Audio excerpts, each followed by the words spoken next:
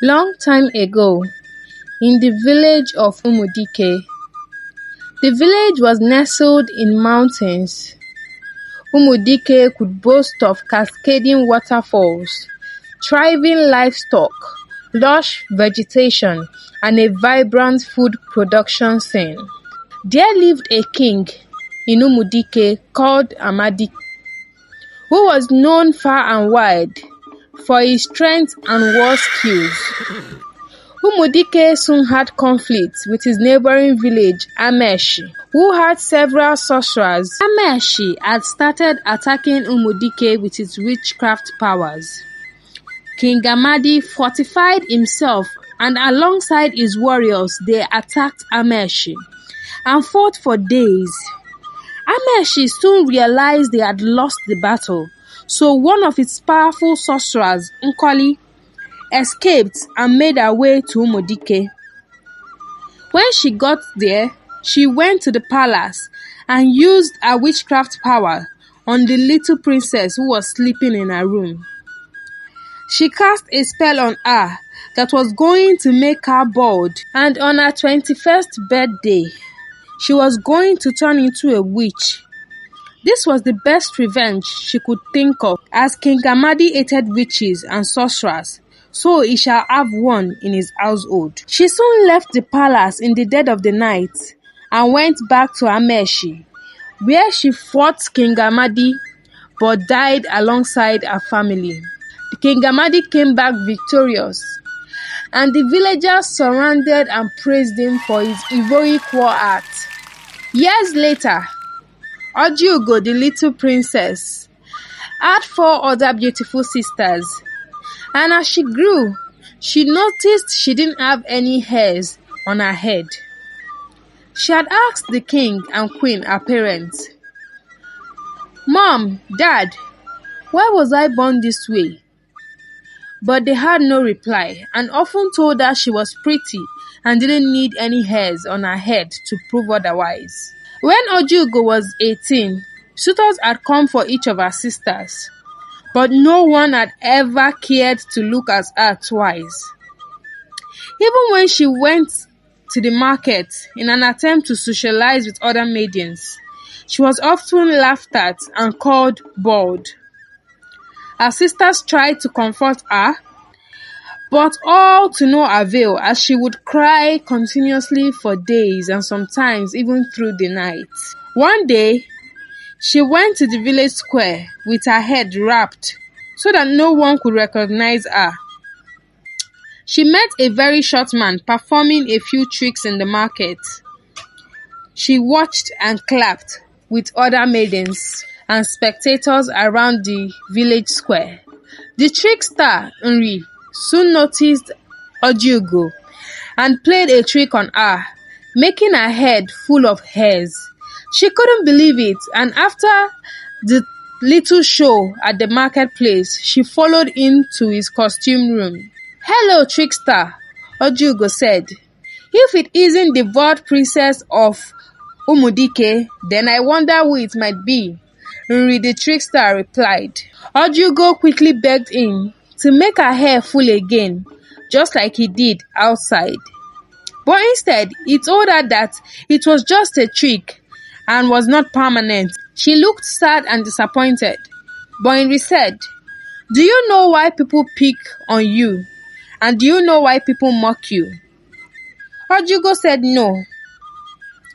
"It is because you lack confidence and self-love.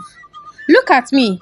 I am short, but I make even the most wealthiest people laugh and even gift me monetary value. So you lack confidence and you need to work on that. Covering your head will not change the fact that you are bald. So you need to own every situation you find yourself in." Nri used this costume on her, and when she looked in the mirror, she was shocked by how beautiful she looked.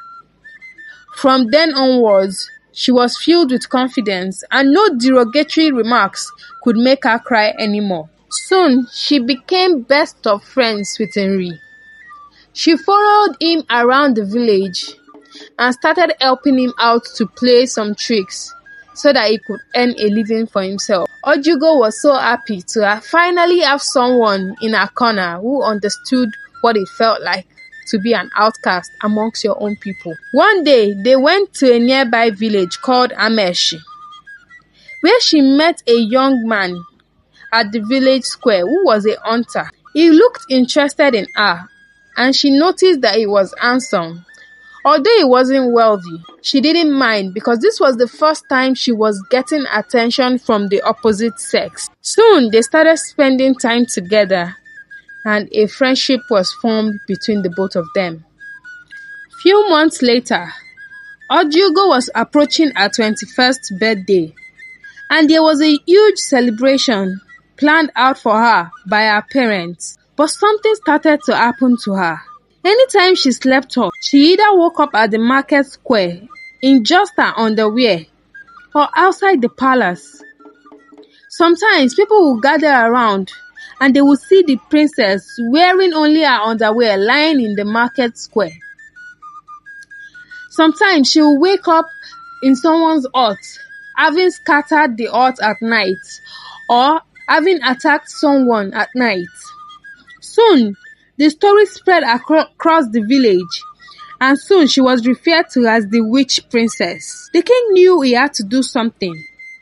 The king, Amadi, called the chief priest, who after several divinations, told him that it was only the love of a man who loved Ojiugo with all his heart that could carry out the sacrifice to render void the spell that was cast upon her by the witch Nkoli.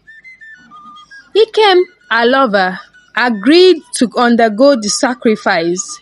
To the surprise of the king, Amadi, when he heard that Ikem was from Ameshi, he was surprised that he would sacrifice so much for his daughter, the princess, given the bad blood that exists between the two villages.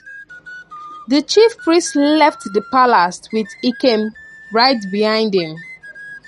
He fortified Ikem and showed him a narrow bush path that would lead into the evil forest, where he would have to wrestle with different demons to fetch water from the water of the spirits, which he will have to give Ojiugo for her to be set free from the spell cast upon her by the witch Nkoli. Ikem walked for 2 weeks in the forest. Day and night, he searched endlessly for the water of the spirits. Then one day, he met an old woman who looked at him and said, "Because of the love you have for your lover, Ojiugo, I would show you where you can fetch this water." Ikem thanked her and followed her. She showed him where he would fetch the water, and Ikem quickly fetched some. She showed him the path that he would follow back to the village of Umudike. He fought with several demons and witches, and he encountered different kinds of demonic powers.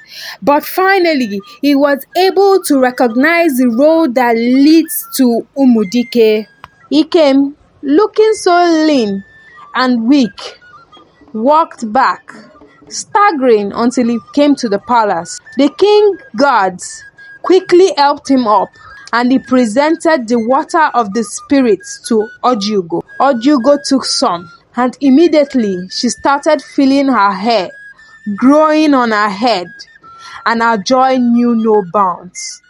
Ojiugo's hair, having grown to waist length, made her feel so beautiful. She walked majestically. She enjoyed flinging her hair from side to side, from different directions happily as she walked. She enjoyed going to the stream, going to the marketplace, just so everyone who called her bored and a witch would see how gracious and beautiful she looked. Soon, she started feeling she was too good for Ikem, because he was a hunter after all.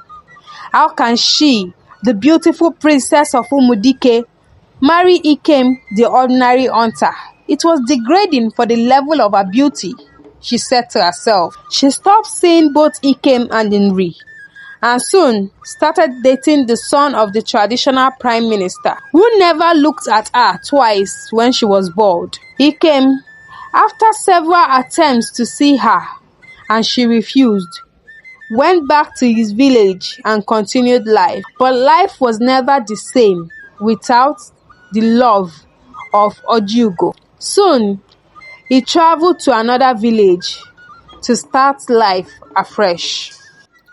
On Ojiugo's 22nd birthday, the palace was decorated with the finest of decorations. It was polished, the gold was shining, and the floor was looking spotless. Ojiugo's sisters were around her, dressed elegantly. The sun was shining, and dignitaries have started arriving into the palace. Soon, it was time for her to have a dance with her fiancé. While they were dancing, Ojiugo looked beautiful and elegant. The prime minister's son, who was now her fiancé, held onto her like his life depended on it. Then suddenly, there was a large thunder that struck directly into the palace, and immediately Ojiugo lost all her hairs and went back to being bald. Ojiugo screamed and ran into the room. When Eze realized she had gone bald once again, he refused to continue with the dance or the relationship in general. Unbeknownst to Ojiugo, she was never ever to halt the one who carried out the sacrifice for her. Ikem did not tell her about the clause because he didn't think she was ever going to hurt him in such way. Ojiugo cried for days. She wept bitterly. She wished she hadn't sent Ikem away. She wished she had opened up her heart. She wished she had accepted him and kept pride far from herself. But it was too late. Ojiugo's sisters tried to comfort her. They sat around her on the bed and tried to give her words of encouragement. But it fell on deaf ears as she was frustrated and tired of this thing called life. Years later, all Ojiugo's sisters were all married, but she was alone in the village, known as the witch princess. She reconnected with Inri, her friend, who helped her to search for Ikem everywhere, but couldn't find him. Eventually, through the help of one of his acquaintances in the village of Amesh, he found Ikem, but was shocked and surprised when he realized that Ikem was already married to a beautiful maiden from his village. Ikem said he had finally found someone who loved him for who he is, and not for what he could do for her at the moment. Ojiugo was the unmarried princess who was single for life and had thrown away the man who truly loved her. Her witchcraft powers soon became overbearing for her.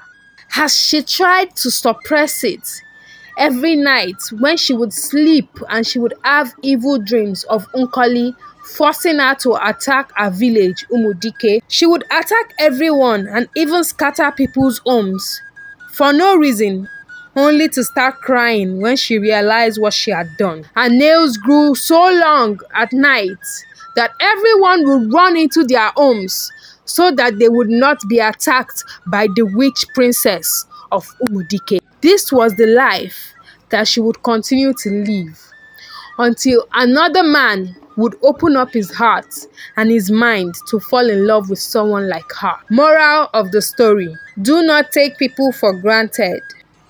Appreciate people who love you for who you are and be kind to everyone around you. For more stories like this, subscribe to my channel so you can enjoy more stories like this. And until next time, I love you all. Bye.